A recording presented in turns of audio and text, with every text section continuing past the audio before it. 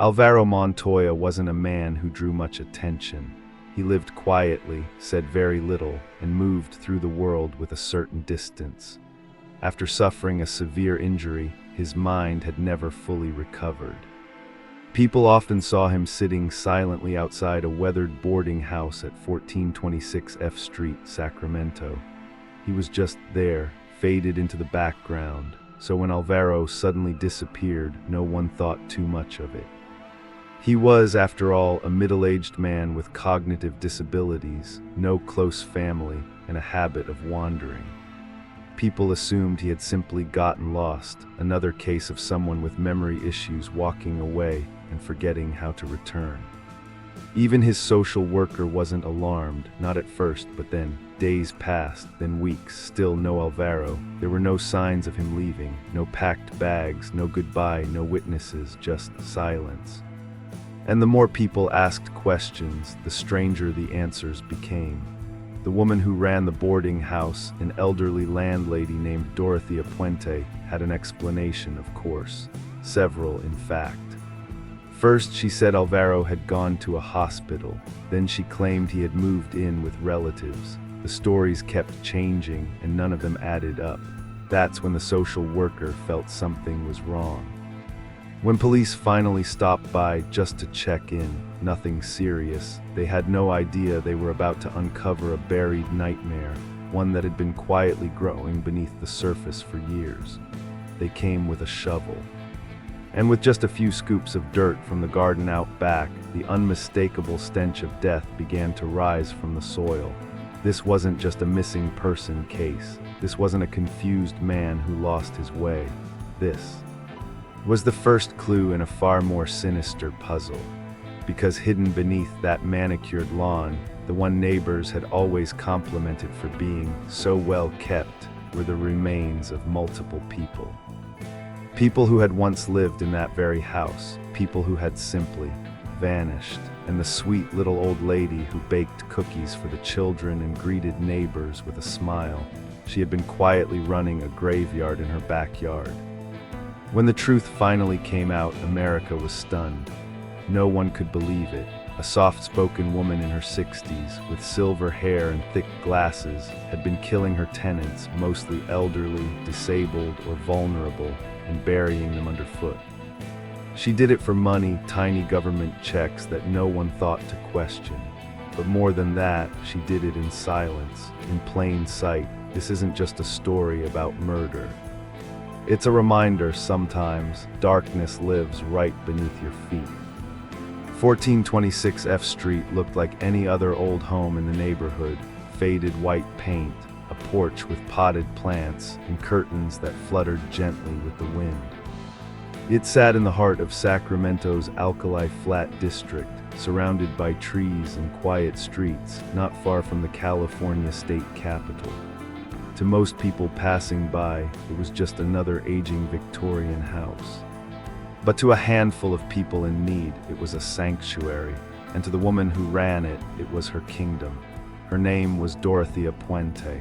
Dorothea was in her early 60s, but looked older. She walked slowly, wore thick glasses, and usually dressed in long skirts and soft sweaters, the kind of clothes that made her look like someone's grandmother. Her silver hair was always brushed neatly.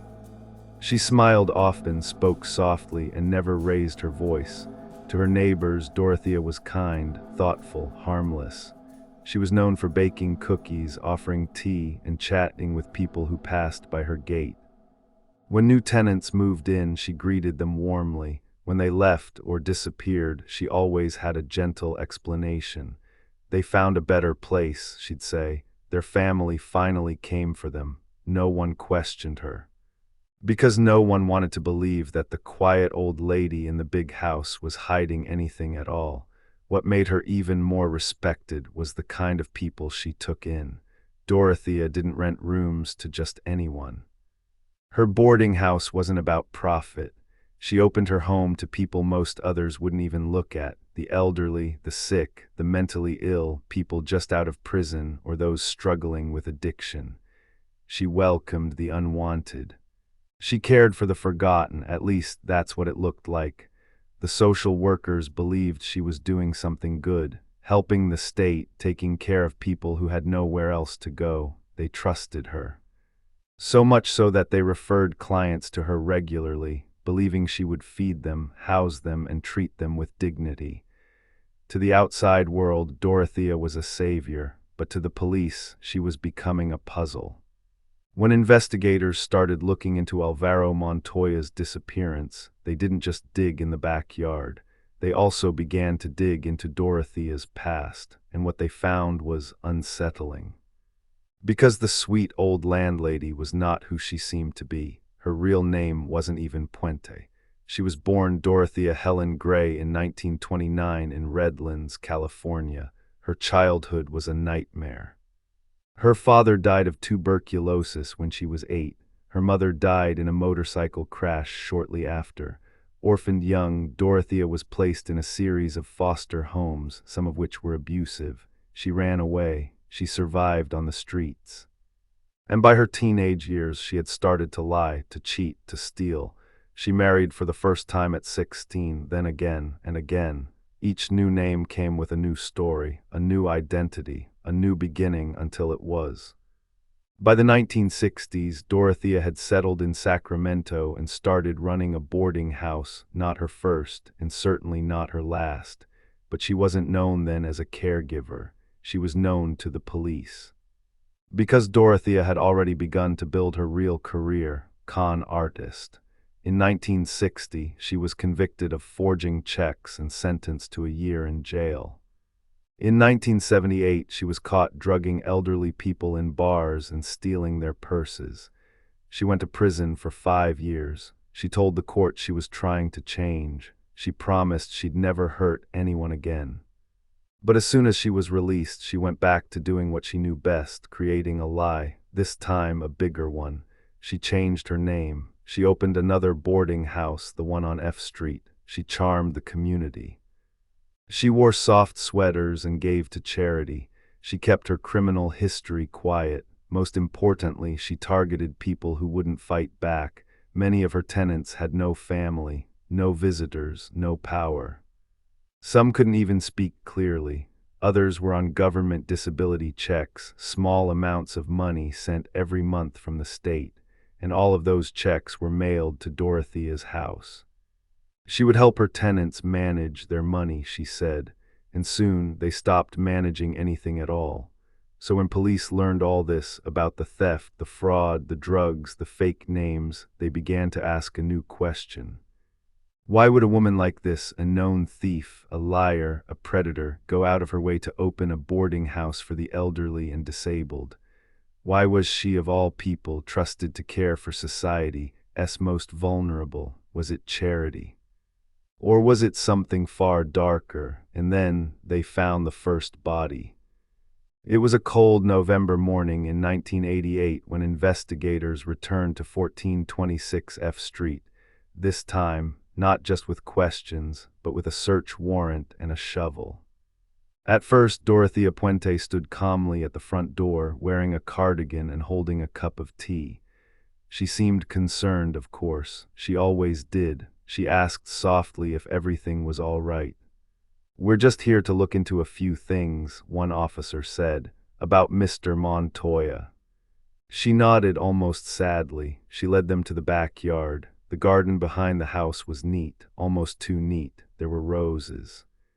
Freshly planted flowers, a few patches of new soil. To the average neighbor, it was a quiet, peaceful space, a place for reflection. But to Detective John Cabrera, who had started to sense that something was off, the garden looked more like a cover. There was a certain smell, faint but present, earthy and something else. He picked up a shovel. The first few scoops were just dirt. Then came something different, a layer of thick fabric packed tightly. Underneath it, something pale, soft. It was a human leg still wearing a sock. Everything changed. Police immediately shut down the scene. Crime scene tape went up. Officers secured the house. More shovels were brought in. So were gloves and cameras. Dorothea stood on the back porch watching. She said nothing, just stared as they uncovered the body of a man beneath her rose bushes. She didn't cry, she didn't scream, she didn't even flinch. The remains were badly decomposed, but the body was later confirmed to be Alvaro Montoya, the missing man no one had taken seriously until now. But even before the ID came back, the digging didn't stop. Because investigators already knew, no one buries just one body that carefully. They kept digging, and what they found turned the backyard into a graveyard. In total, 7 bodies were discovered in Dorothea Puente's garden. All of them had been tenants, all of them were reported missing, yet never truly searched for. Some were wrapped in blankets, some had been placed inside makeshift wooden boxes. All were hidden just beneath the surface, some only a few feet down. The graves were shallow, efficient, as if someone had done this before, as if it was routine. And throughout the entire process, Dorothea remained composed, too composed. By the time the second body was pulled from the ground, officers began to feel that unease, the kind of heavy silence that only comes when horror starts to take shape. How long had this gone on? How many people had entered this house and never come back out? Why hadn't anyone noticed? Neighbors stood behind the police tape, whispering, staring. "I just can't believe it," one woman told the press. "She seemed so sweet." Another said, "I thought she was helping those people." And someone else added, "She always waved, always smiled." Inside the house, investigators found something else: documents, checkbooks, identification cards, some belonging to tenants who had supposedly moved away, others to people no one could account for, welfare checks, bank statements, medication logs, all carefully organized. It looked like bookkeeping. But it was more than that, it was a system. Dorothea Puente had created a method. She would take in a tenant, usually someone isolated, vulnerable, without family. She would help them apply for government aid if they didn't already receive it. Once the checks started coming, she'd offer to manage their money, pay their bills, hold their ID for safekeeping. She kept them quiet, and then they'd disappear. She would keep cashing the checks. Sometimes, weeks or months after the person had died, she'd still sign their name, still send forged letters to social workers, still explain to neighbors that her tenant had gone away. She had a list of lies and used each one at the right time. He went to a halfway house. She got better and left. His cousin picked him up. No one ever questioned her, but now they were questioning everything. Police needed to talk to Dorothea again, but she wasn't in the backyard anymore. They looked around. The officers remembered. When they started digging, they hadn't arrested her, not yet. They had no legal reason to. She had asked politely if she could go get coffee at the hotel across the street. They said yes. She left and never came back. Dorothea Puente had vanished. A citywide alert was issued. Her photo, a grainy, harmless-looking mugshot from years ago, was passed to every news station. The media dubbed her the Death House Landlady. And the public couldn't look away. There was something haunting about it all, the quietness, the normalcy of the house, the polite old woman in cardigans and slippers, running a personal cemetery behind a white picket fence. The contrast between appearance and truth was too chilling to ignore. 4 days later, the search ended. In Los Angeles, a man sitting in a bar recognized her from a news report. She had been trying to start a conversation with him using a fake name. He called the police. Dorothea Puente was arrested without a struggle. She didn't deny who she was. She simply said, "I've been expecting this." In the days following her arrest, the pieces of Dorothea Puente's dark puzzle began to fall into place. The police had the bodies. The neighbors had the shock. But now came the task of identifying the dead and trying to understand just how far her crimes had gone. 7 victims were confirmed to have been buried in the backyard of 1426 F Street. Each with their own name, their own life, their own final moments, silenced beneath the surface until the dirt gave them back. And each one, the police discovered, had something in common. Dorothea had something to gain from their deaths. One Alvaro Montoya. a 51-year-old man with schizophrenia and developmental disabilities. He was soft-spoken, quiet, and easily manipulated. He had no family nearby. Dorothea received his social security checks every month. When he started drawing attention, when a social worker began asking too many questions, he disappeared. He was the first to be found, and the first to finally speak from the ground, to Dorothy Miller. 64 years old, she had once been a talented writer but struggled with depression. Dorothea had her power of attorney. She handled her money, her medications, her mail. One day, Miller vanished. Dorothea told neighbors she had gone to stay with relatives, but Miller had no family left. 3 Benjamin Fink, a man in his early 60s. He had a drinking problem. He also had a government pension.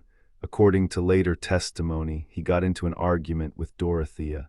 Days later, he was dead. Witnesses remembered her dragging a large box through the house into the backyard. Inside that box was Benjamin, for Vera Martin. Dorothea claimed Vera had moved to Oregon.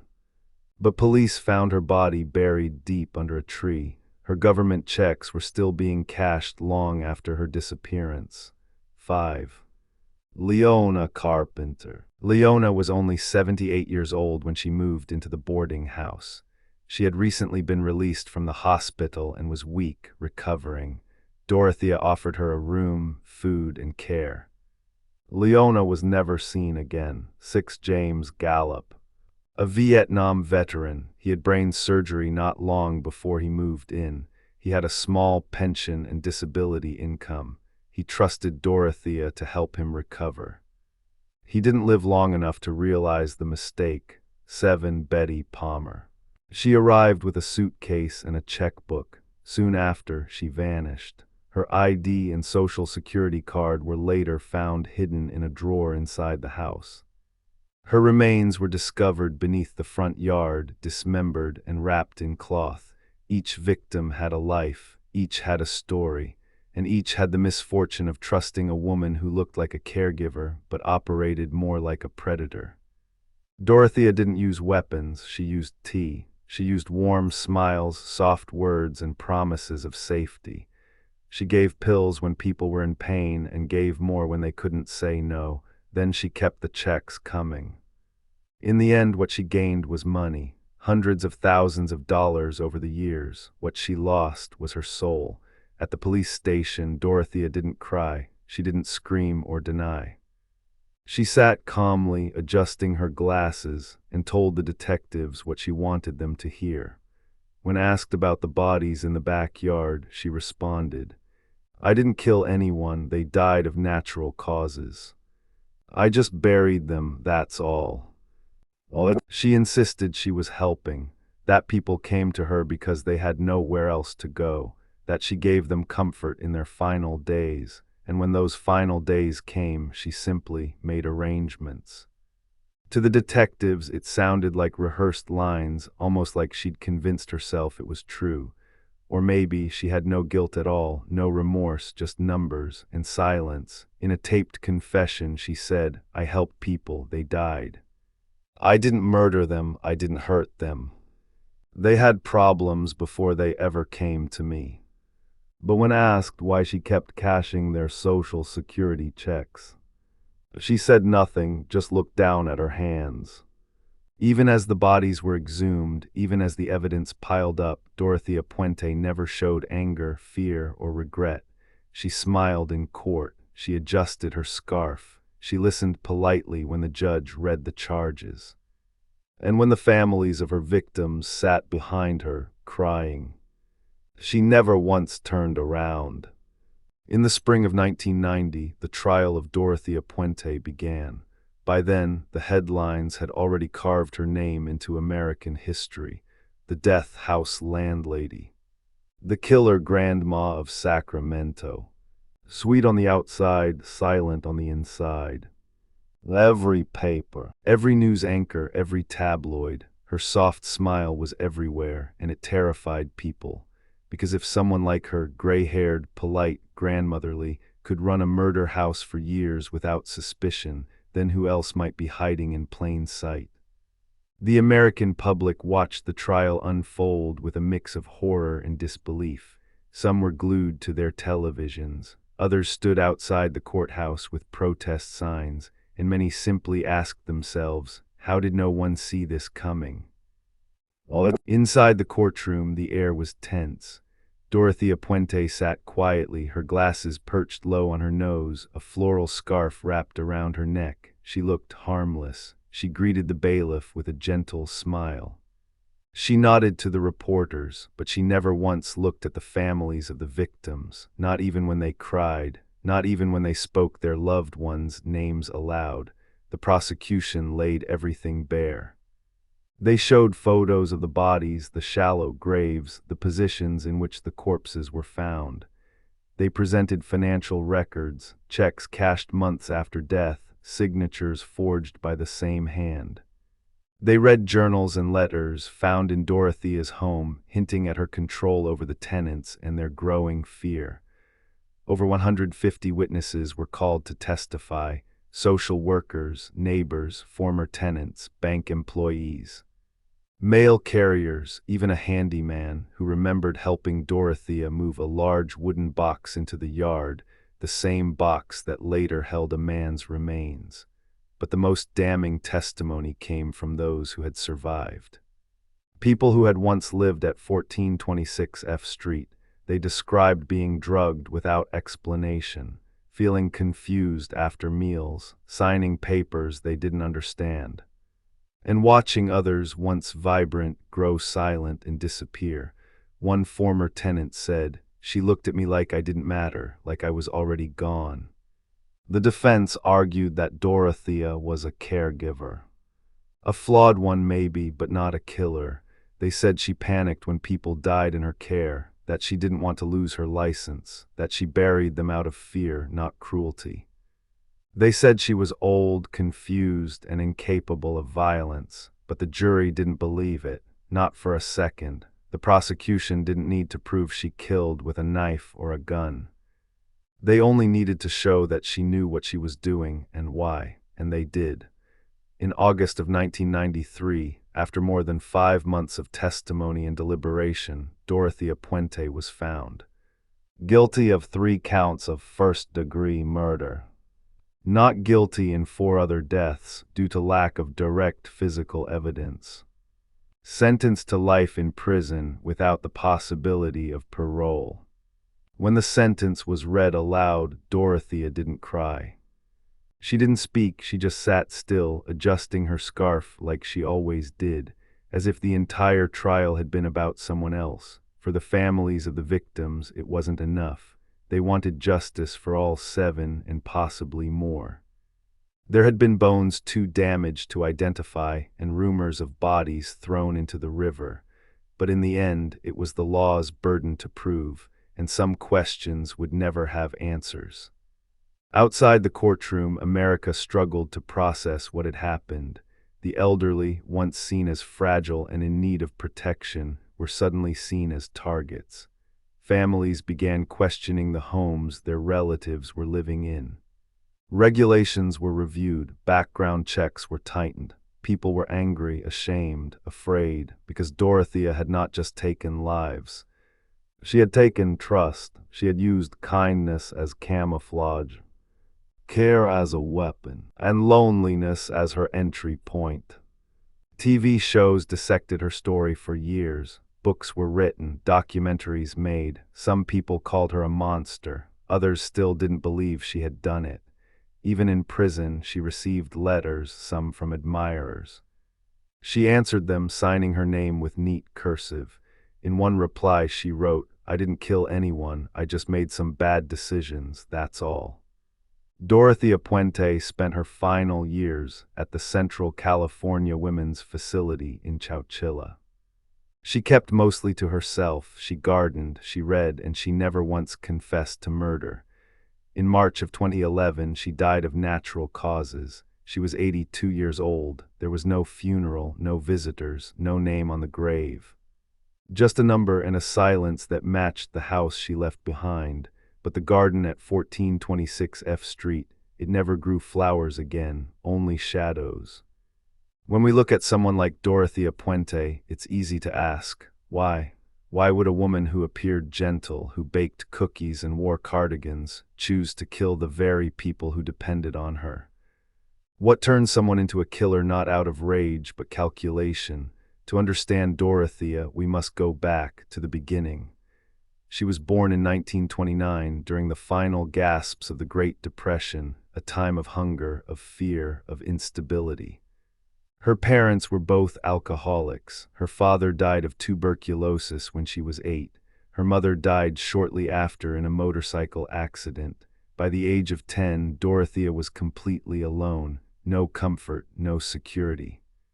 No guidance, just a system of foster homes that shuffled her from one place to another, some kind, others abusive. She grew up in institutions, in silence, in survival. There's a kind of wound that never heals. The wound of being unwanted, and for Dorothea, that wound became her mirror. She didn't learn love, she learned how to lie. She didn't grow with empathy, she grew with masks. By her teenage years, she had discovered the power of pretending. If she acted the way people expected her to, they would give her what she needed: food, shelter, trust. It was all a performance, and she became an expert. She married young over and over, but never settled. Each husband gave her a new name, a new chance to rewrite herself. But underneath it all, there was still the same scared girl looking for a way to survive. Some psychologists believe Dorothea Puente showed signs of antisocial personality disorder, a pattern of manipulation, lack of remorse, and a willingness to exploit others for personal gain. She didn't kill out of passion, she killed out of necessity, or so she believed. In her mind, she wasn't committing murder, she was maintaining control, because what she hated more than anything was chaos, the chaos of her childhood. The chaos of poverty, the chaos of being powerless, and so she built a world where she was in charge, where no one questioned her, where no one could leave without permission, where she decided who lived and who didn't. But her crimes weren't just about money. Yes, she cashed their checks. Yes, she lived off the state, but if it were only greed, she could have run a scam without killing. No, Dorothea's actions suggest something deeper. A desire to erase those who reminded her of herself. Many of her victims were elderly, sick, abandoned, or mentally ill, just like she once had been. But instead of helping them, she used them. Because to her, these people weren't human anymore. They were weak, and in her twisted logic, the weak could be discarded, just like she had once been. She didn't see bodies, she saw problems to be solved. A man who asked too many questions, a woman who might tell someone the truth, a check that would stop if the person died too visibly, so she made their deaths invisible, and buried them with the flowers. Dorothea Puente wasn't born a monster. She was born into pain, and somewhere along the way she made a choice to stop being the victim and become the one with the shovel. The story of Dorothea Puente is not just a tale of murder, it's a story of masks, of how evil can wear a gentle smile, how cruelty can live behind lace curtains and flower gardens, and how sometimes the people we trust the most are the ones we should have watched more closely. Dorothea didn't use violence in the way most killers do. She used kindness, she used warmth. She used the very things that make us human and turned them into tools of control. Her house on F Street is empty now, but the questions she left behind still echo through the walls. How could this happen? Why did no one notice? And how do we make sure it never happens again? If there's one thing we can take from this story, it's this: let us never be too quick to judge by appearance alone. Let us stay vigilant, not fearful, but aware. Let us care more deeply for those around us, the elderly, the isolated, the forgotten, because the greatest danger is often silence, and the greatest act of humanity is choosing to see those who feel invisible, live with purpose, live with kindness, and live with eyes open. If this story moved you, if you believe in truth, justice, and giving voice to the voiceless, please like this video. Share it with someone who needs to hear it. And subscribe to Rose and Crimes for more true crime stories told with depth, care, and humanity. Together we remember the lost. Together we uncover the truth. Thank you for watching.